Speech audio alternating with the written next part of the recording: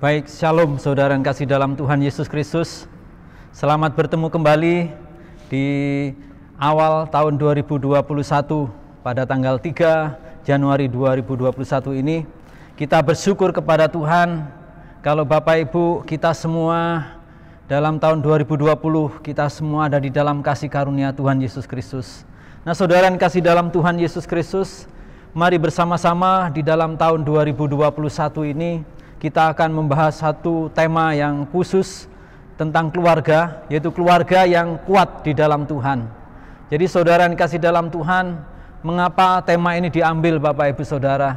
Ya, karena pandemik ini benar-benar membawa kita kepada satu kehidupan keluarga yang menjadi satu fokus, yang menjadi satu dasar, yang menjadi kekuatan kita. Keluarga yang kuat di dalam Tuhan. Mengapa keluarga yang kuat di dalam Tuhan, Bapak Ibu? Sekarang ada banyak keluarga yang rapuh karena kehidupan pandemik ini. Bahkan jauh sebelum pandemik pun keluarga mengalami banyak kerapuhan. Oleh sebab itu kita berharap kepada Allah supaya dalam tahun 2021 ini kita boleh membangun rumah tangga kita masing-masing. Kita boleh menjadi berkat bagi banyak orang melalui kehidupan keluarga yang kuat di dalam Tuhan. Oleh sebab itu kita akan berdoa, mohon pimpinan Tuhan. Mari kita berdoa. Bapa kami di surga, terima kasih untuk waktu yang indah ini. Terima kasih untuk kesempatan yang Allah berikan. Kami diizinkan Allah untuk memasuki tahun 2021.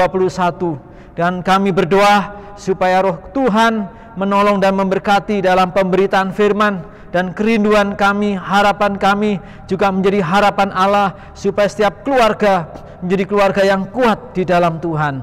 Oleh sebab itu, sertailah hamba-Mu, kuat teguhkanlah hati hamba-Mu untuk menyampaikan pesan Allah, dan berkatilah setiap hati yang merindukan dan berharap kepada Allah atas kehidupan keluarga dan pribadi masing-masing. Terima kasih Tuhan, berbicaralah kepada kami sebab kami semua siap untuk mendengarkan firman-Mu. Di dalam nama Tuhan kami Yesus Kristus, hamba-Mu berdoa, hamba-Mu memohon berkat. Haleluya. Amin. Nah, saudara yang dikasih dalam Tuhan, ada beberapa sebab mengapa keluarga itu rapuh, Bapak Ibu. Nah, saudara, karena kemungkinan besar keluarga ini, saudara, orang tuanya bergantung kepada alkohol atau kepada narkoba, bisa menyebabkan keluarga itu rapuh, Bapak Ibu. Atau karena terjadi KDRT di tengah-tengah keluarga.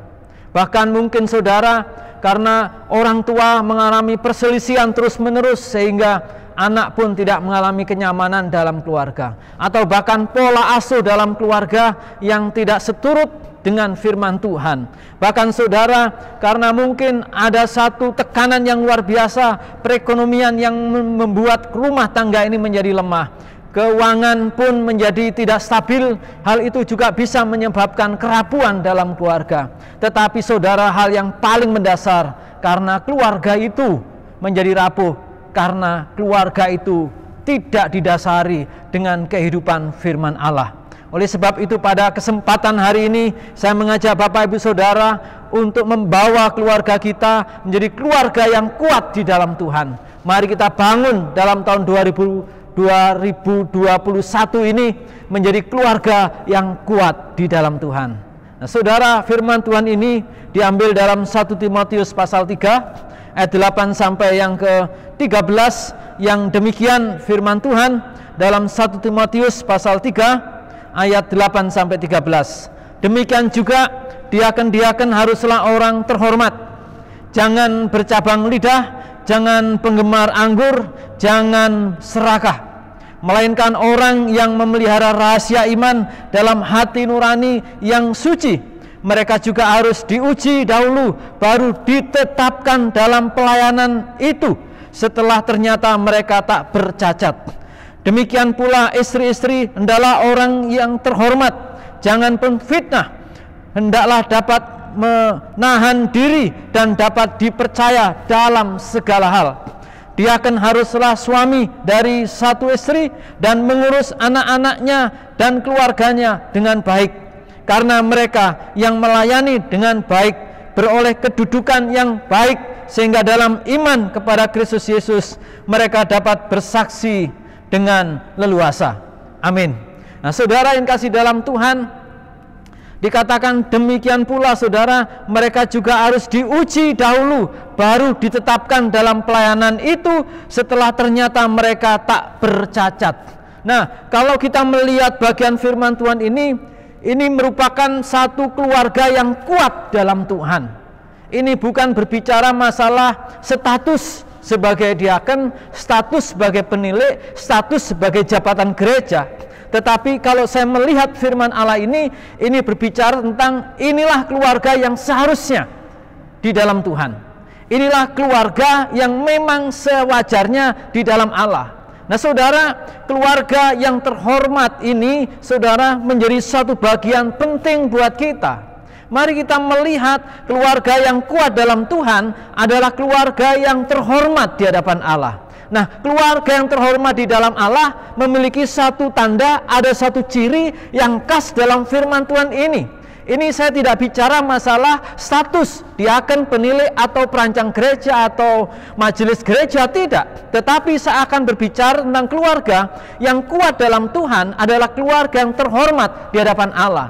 Nah saudara, keluarga yang terhormat di hadapan Allah ini bukan berbicara tentang materi, bukan bicara tentang status seseorang, bukan bicara tentang kehidupan orang, tentang kekayaan, tentang pengalaman, tidak. Tetapi kalau saya melihat firman Allah ini berbicara tentang karakter dalam sebuah kehidupan orang-orang dalam keluarga itu. Nah mari kita memperhatikan tanda-tanda atau ciri keluarga yang terhormat di dalam Allah, sehingga keluarga itu menjadi keluarga yang kuat di dalam Allah. Nah ciri yang pertama saudara, atau tanda yang pertama, di dalam keluarga itu diisi dengan orang yang bisa dipercaya.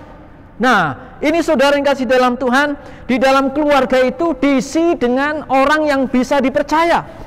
Baik itu suami, baik itu istri, baik anak-anak, itu dibangun menjadi keluarga yang bisa dipercaya.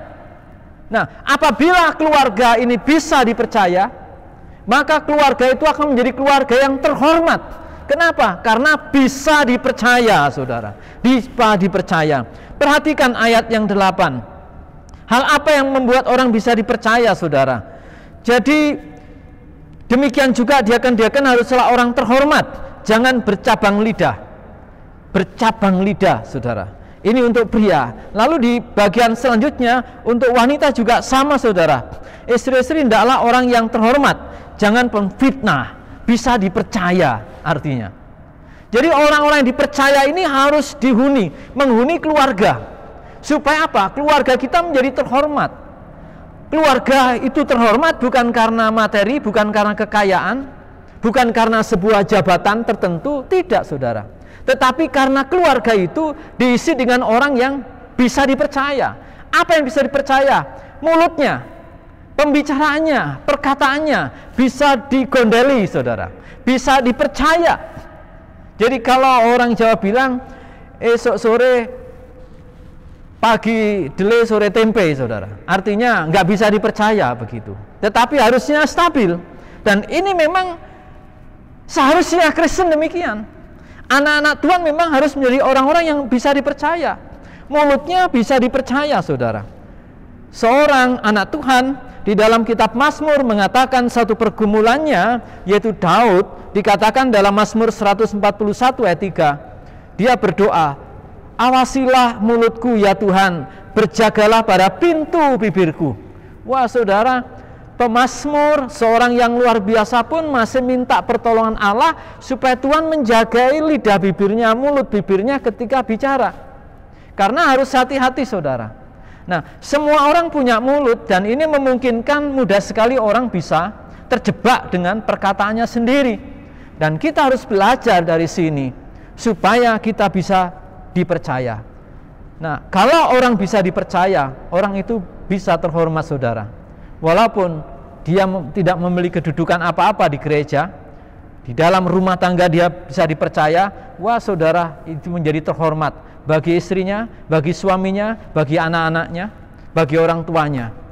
Anak-anak pun kalau bisa dipercaya, wah dia menjadi anak yang terhormat dalam keluarga itu saudara. Nah, hal ini penting saudara. di dalam bagian ini, yaitu jangan bercabang lidah, jangan penggemar anggur, jangan serakah. Ini adalah orang-orang yang mencirikan orang yang hidup bisa dipercaya, orang-orang yang sungguh-sungguh di hadapan Allah. Mengapa orang meminum anggur sampai mabuk, saudara? Ya, mungkin dia hanya menginginkan kepentingannya sendiri, saudara, tidak melihat kepentingan orang lain. Dan ada banyak alasan mengapa itu terjadi, saudara. Mungkin karena panik, tidak ada solusi, bisa jadi, saudara. Mengapa orang bisa menjadi serakah? Ya karena dia ingin mementingkan kepentingannya sendiri. Dan itu sebabnya dia serakah. Orang yang tidak puas dengan keadaannya, bahkan menghalalkan segala cara. Itu orang-orang yang serakah, Bapak Ibu, dalam segala hal. Jadi orang yang juga bisa memelihara kehidupan imannya di dalam ayat 9. Orang-orang demikian, orang yang bisa dipercaya, memelihara iman, rahasia iman. Imannya ditaruh dalam hati yang paling dalam, di dalam hati yang paling suci. Dia tahu mengapa dia harus percaya Yesus, mengapa ia harus beriman kepada Yesus Kristus. Apa konsekuensi saya kalau saya tidak percaya Yesus Kristus? Mengapa saya harus percaya Yesus? Orang itu tahu. Orang yang demikian, orang yang memelihara imannya, dia akan menyirami kehidupan imannya setiap hari dengan firman Allah, dengan saat teduh, setiap hari dengan bersekutu di dalam doa kepada Allah. Setiap hari dia membangun persekutuan yang indah bersama Allah. Dia memelihara iman yang paling suci di dalam hidupnya. Untuk apa? Supaya ia bisa dipercaya. Dia menjaga dirinya dengan firman Allah. Dia menjaga ibadahnya. Dia menjaga persekutuan dengan orang-orang percaya. Walaupun di tengah pandemik, bahkan bersama-sama keluarganya, dia membangun kehidupan iman yang paling suci di dalam kehidupannya. Jadi saudara, ada alasan mengapa saya percaya Yesus. Dia mengerti banget. Dia tidak asal-asalan beriman. Dia mengerti mengapa saya harus percaya Yesus. Sebab kalau saya nggak percaya Yesus, saya tidak mendapatkan pengampunan dosa. Saya tahu kalau saya tidak percaya Yesus, saya tidak ada pengampunan dosa, maka konsekuensinya yang paling buruk adalah saya tidak akan bisa berkenan kepada Allah. Dan artinya saya tidak bisa masuk surga di hadapan Allah. Oleh sebab itu, dia tahu konsekuensinya. Mengapa saya percaya Yesus? Orang-orang yang menguasai dirinya, bukan menguasai orang lain. Di dalam kata firman Tuhan, demikian pula istri-istri hendaklah orang yang terhormat, jangan berfitnah, hendaklah dapat menahan diri dan dapat dipercaya dalam segala hal. Artinya orang yang bisa menguasai diri, baik pria maupun wanita dalam seisi rumah itu harus belajar menguasai diri. Tidak saling menguasai. Suami menguasai wanita, istrinya menguasai suaminya, atau anak-anak menguasai orang tuanya, orang-orang tua menguasai anaknya. Tidak demikian, saudara, dalam keluarga. Tetapi orang yang bisa menguasai diri adalah buah roh. Hubungan yang paling dekat dengan Allah akhirnya membuahkan penguasaan diri. Itulah orang-orang yang bisa dipercayai. Mari kita membangun rumah tangga kita untuk bisa hidup saling dipercayai satu dengan yang lain. Itulah keluarga yang terhormat. Orang yang bisa dipercayai, wah, orang yang tidak akan pernah kehilangan berkat di dalam hidupnya, saudara. Orang yang bisa dipercayai adalah orang yang dicari Tuhan, orang yang dipersiapkan Allah. Nah, saudara, yang kedua, saudara, ciri tanda keluarga yang terhormat untuk menjadi keluarga yang kuat di dalam Tuhan. Di samping bisa dipercaya, Bapak Ibu, orang yang berkomitmen terhadap keluarganya. Artinya, saudara, di dalam ayat 10 dikatakan, mereka juga harus diuji dahulu, baru ditetapkan dalam pelayanan itu setelah ternyata mereka tak bercacat. Demikian pula istri, hendaklah orang terhormat, jangan berfitnah, hendaklah menahan diri dan dapat dipercaya dalam segala hal. Demikianlah dia akan haruslah suami dari satu istri dan mengurus anak-anaknya dan keluarganya dengan baik. Jadi saudara yang kasih dalam Tuhan, ini adalah orang-orang yang punya satu komitmen. Haruslah suami dari satu istri dan mengurus anak-anaknya dan keluarganya dengan baik. Ini bicara masalah komitmen.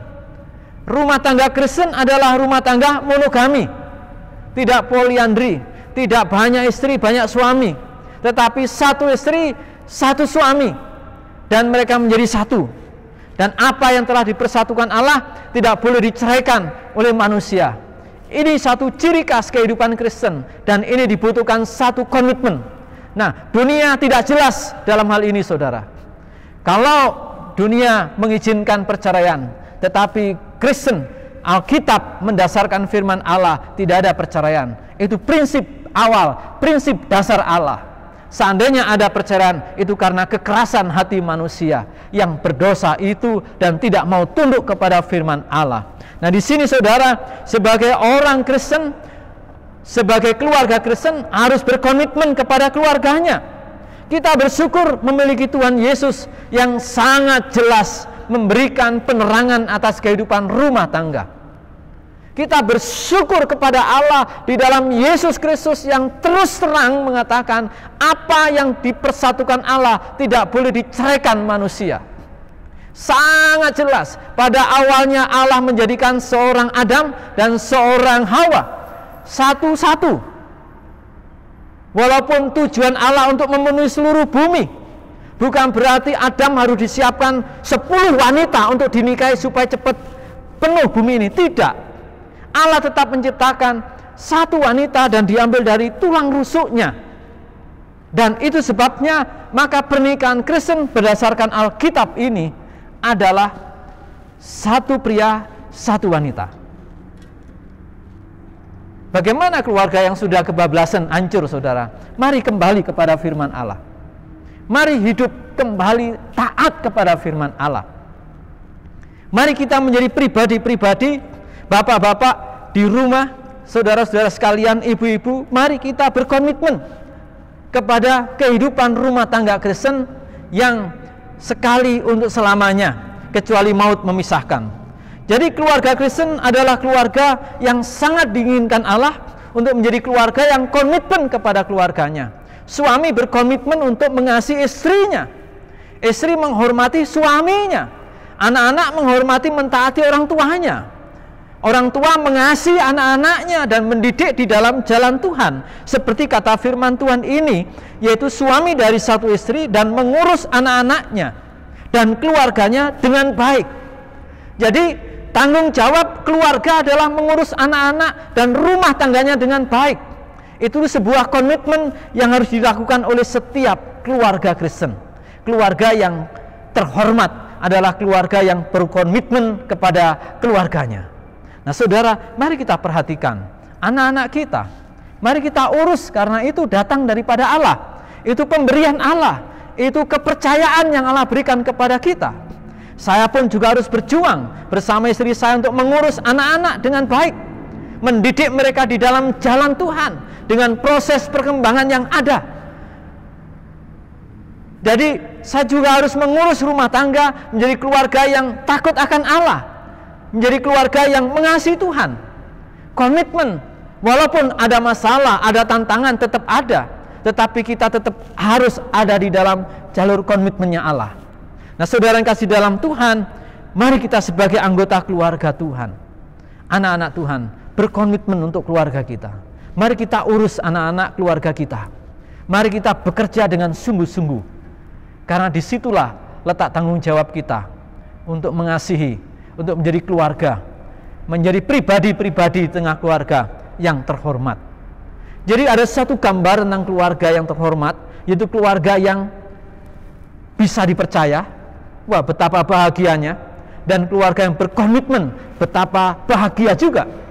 Kalau tahu seisi rumah tangga kita hidup di dalam komitmen, pasti ada suatu sukacita. Tidak ada impian untuk menyeleweng, untuk tidak berkomitmen. Dan ciri yang ketiga, saudara, dalam bagian keluarga ini adalah yaitu melayani Kristus dengan setia.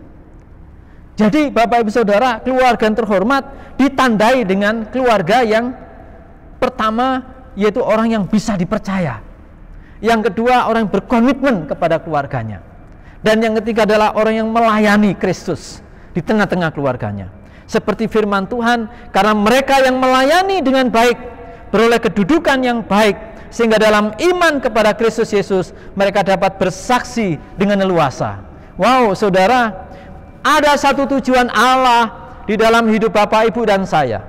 Ada satu maksud Allah dalam kehidupan saudara dan kita semua, Yaitu apa? Supaya Bapak, Ibu, dan saya, kita semua menjadi pelayan Kristus yang setia, pelayan Kristus yang baik. Jadi gereja punya tanggung jawab yang besar kepada keluarga anggota gerejanya. Untuk apa? Membawa anggota keluarga jemaat ke level yaitu melayani. Seperti Kristus datang ke dunia bukan untuk dilayani, tetapi untuk melayani.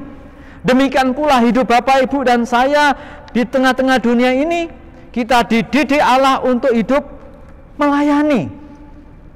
Mari bersama-sama dengan keluarga kita belajar untuk melayani Tuhan. Melayani Tuhan melalui keluarga kita. Ini sebuah kehormatan, Bapak, Ibu. Apapun bentuk pelayanan di tengah-tengah keluarga Bapak, Ibu, Saudara, ini sebuah kehormatan yang Allah berikan kepada kita. Mari kita lakukan pelayanan di tengah-tengah keluarga kita. Memang sih ada banyak tempat pelayanan, Saudara kasih dalam Tuhan, bisa dilakukan oleh setiap Kristen, setiap orang percaya Yesus Kristus. Bahkan, Saudara, di dalam Kolose pasal 3 ayat 23 ada satu pesan Tuhan yang luar biasa. Apapun juga yang kamu lakukan, lakukanlah seperti untuk Tuhan dan bukan untuk manusia. Ini di dalam ranah pekerjaan loh, Bapak, Ibu. Demikian pula di tengah-tengah keluarga kita. Mari kita lakukan seperti untuk Tuhan, bukan untuk manusia. Kalau Bapak, Ibu, dan saya belajar melayani di tengah-tengah keluarga, mendidik anak-anak kita di dalam jalan Tuhan, ini adalah sebuah bentuk pelayanan yang mulia yang Allah berikan kepada kita. Sekarang dengan adanya pandemik ini, Saudara, suka nggak suka, kita yang selama ini sebagai orang tua mempercayakan pendidikan anak kepada sekolah, lalu kita bekerja, tidak ada masalah karena anak-anak kita ada di sekolahan. Sekarang anak-anak sekolahnya pindah ke rumah. Suka nggak suka, kita juga dituntut lebih dari situ untuk melayani anak. Anak-anak juga dituntut lebih untuk bisa belajar dengan lebih baik lagi. Yang biasanya diawasi guru secara langsung, sekarang hanya melalui online saja, melalui virtual saja. Dan ini membutuhkan pendampingan orang tua. Jadi ini sesuatu yang sangat tidak mudah kita di hadapan ini. Tetapi ini satu bentuk pelayanan yang Allah percayakan kepada kita di tengah-tengah rumah tangga kita. Saudara bisa bayangkan, biasanya anak-anak dipersiapkan guru-guru dengan tatap muka secara profesional, tanggung jawab, dan kita bayar mereka. Sekarang mereka tinggal di rumah bersama kita. Kita nggak disiapkan secara betul untuk mendidik anak secara akademik seperti itu. Biasanya fokus kita mencari uang dan untuk membiayai anak. Tapi sekarang berubah semuanya, harus mendidik juga. Saudara yang dikasih dalam Tuhan, ini sebuah pelayanan yang perlu kita lakukan bersama-sama, perlu kita kerjakan bersama-sama. Berbahagia bagi keluarga yang anak-anaknya sudah gede-gede, sudah tidak sekolah, Saudara, bersyukur dan melewati masa itu. Tetapi bagi anak-anak yang masih dalam pendidikan pengawasan orang tua, ini satu tanggung jawab yang besar sekali, Saudara, bagi orang tua. Tetapi itulah ladang pelayanan kita yang hari ini kita kerjakan. Nggak boleh dihindari. Kita harus lebih banyak lagi berdoa, berjuang bagaimana berbicara dengan anak-anak. Itu pun juga tidak mudah, Saudara, dengan kejenuhan-kejenuhan tersendiri. Nah, Saudara yang kasih dalam Tuhan, dengan harapan apa, Saudara yang kasih dalam Tuhan? Allah menginginkan Bapak, Ibu, dan saya untuk melayani. Ini satu level yang Tuhan ajak supaya kita tidak hanya terus dilayani, tetapi kita bersama-sama melayani. Saya berharap pria-pria sebagai kepala keluarga, anggota gereja Baptis Sidomundu, mulai memiliki tanggung jawab terhadap pelayanan ini. Istri-istri juga bisa menjadi contoh pelayanan, bagaimana melayani di tengah keluarga. Kita semua punya satu tanggung jawab. Jadi sesungguhnya Alkitab ini menetapkan sesuatu yang luar biasa. Supaya dengan demikian, Bapak, Ibu, kata firman Allah dijelaskan, supaya dengan demikian mereka dapat bersaksi dengan leluasa. Bisa bersaksi. Bersaksi tentang apa? Tentang Kristus Tuhan kepada dunia ini melalui keluarga kita. Ada banyak orang melayani dengan luar biasa, tetapi keluarganya nggak diurus, Bapak, Ibu. bagaimana bisa menjadi saksi. Tetapi Allah meminta kepada kita untuk kita bisa menjadi saksi. Melalui keluarga kita melayani, dan kita bisa bersaksi dengan leluasa, dengan mudahnya kita berbicara kepada orang-orang belum percaya Yesus Kristus melalui kesaksian rumah tangga kita, keluarga kita. Nah, saudara yang kasih dalam Tuhan Yesus Kristus, satu permenungan yang besar untuk tahun 2021. Mari kita berharap kepada Allah supaya kita menjadi keluarga yang kuat di dalam Tuhan. Ada ciri khas, yaitu keluarga yang terhormat di dalam Allah. Orang-orang terhormat di hadapan Allah ini bukan bicara masalah materi, tetapi berbicara tentang karakter, yaitu orang yang bisa dipercaya, orang yang benar-benar bisa dipercaya dari perkataannya, sikap dan tindakannya. Dan saya tahu ini proses seumur hidup kita sebagai anak Tuhan.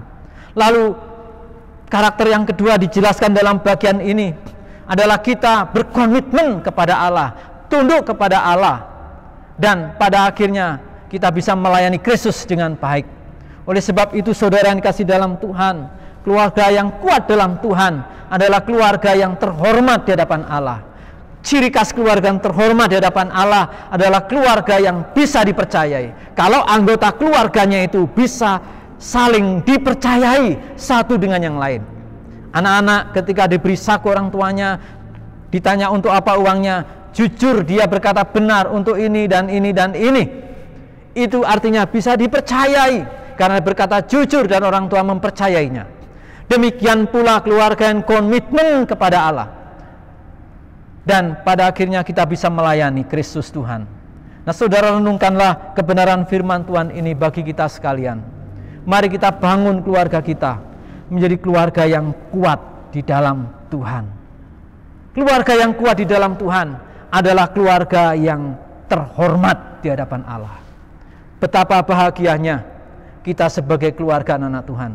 Mari kita berjuang memasuki tahun 2021 ini. Di minggu yang pertama ini, kita mendengarkan satu harapan Tuhan Allah untuk kita menjadi keluarga yang kuat di dalam Allah. Keluarga-keluarga yang demikianlah patut mendapat penghargaan daripada Allah, patut mendapat sebuah penghormatan daripada Allah. Dan ini satu tanggung jawab yang besar buat kita sebagai anak-anak Tuhan. Saya berdoa untuk saudara sekalian. Saya akan menolong saudara, dan juga mari kita saling membangun untuk menjadi keluarga yang kuat di dalam Tuhan. Memasuki tahun 2021 ini, kita tidak tahu tantangan besar apa saja yang akan terjadi di depan kita. Kita tidak mengerti, tetapi yang terpenting dalam hidup kita, mari kita bangun keluarga kita menjadi keluarga yang kuat di dalam Tuhan. Tuhan yang begitu mengasihi kita, mari kita jadikan Dia kekuatan, sumber pengharapan dalam segalanya. Tuhan Yesus memberkati keluarga Bapak Ibu Saudara sekalian. Mari kita berdoa untuk firman Tuhan ini. Bapa kami di dalam surga, terima kasih untuk kebaikan-Mu Tuhan, untuk firman-Mu pada kesempatan hari ini. Biarlah firman ini boleh dipahami oleh setiap anggota jemaat-Mu dan oleh setiap pemirsa dan pendengar dimanapun mereka berada. Ketika mereka mungkin hari-hari ini Tuhan, rumah tangga mereka sedang mengalami satu kehidupan rumah tangga yang carut marut Tuhan, kami berdoa melalui firman ini, kiranya mereka menata kembali untuk bisa hidup saling dipercayai dan berkomitmen untuk hidup dalam satu rumah tangga hingga sampai Tuhan memisahkan, maut memisahkan, dan mereka boleh terlibat dalam pelayanan kepada pekerjaan Allah melalui keluarga, bahkan gereja dan masyarakat di mana keluarga kami tinggal ya Tuhan. Kami berdoa Tuhan menolong memberkati keluarga jemaat-Mu. Biarlah ya Tuhan Kau bangkitkan pemimpin-pemimpin dalam rumah tangga, pria-pria untuk bisa memimpin rumah tangganya menjadi pribadi-pribadi yang bisa dipercaya bersama dengan istrinya, bersama dengan anak-anaknya, menjadi keluarga yang berkomitmen di dalam sebuah rumah tangga dan menjadi keluarga yang melayani Kristus di tengah-tengah keluarganya, sehingga mereka bisa mempermudah perluasan untuk kesaksian bagi Injil Tuhan kepada dunia ini. Terima kasih Tuhan, terima kasih Roh Kudus. Tolonglah kami Tuhan, berkatilah harapan kami supaya setiap rumah tangga anak-anak Tuhan, anggota jemaat-Mu di tempat ini Tuhan, menjadi keluarga yang kuat di dalam Tuhan. Di dalam nama Tuhan Yesus Kristus, hamba-Mu berdoa dan mengucap syukur. Amin. Kiranya Tuhan Yesus memberkati Bapak Ibu Saudara menjadi keluarga yang kuat di dalam Tuhan. Amin. Haleluya. Tuhan memberkati.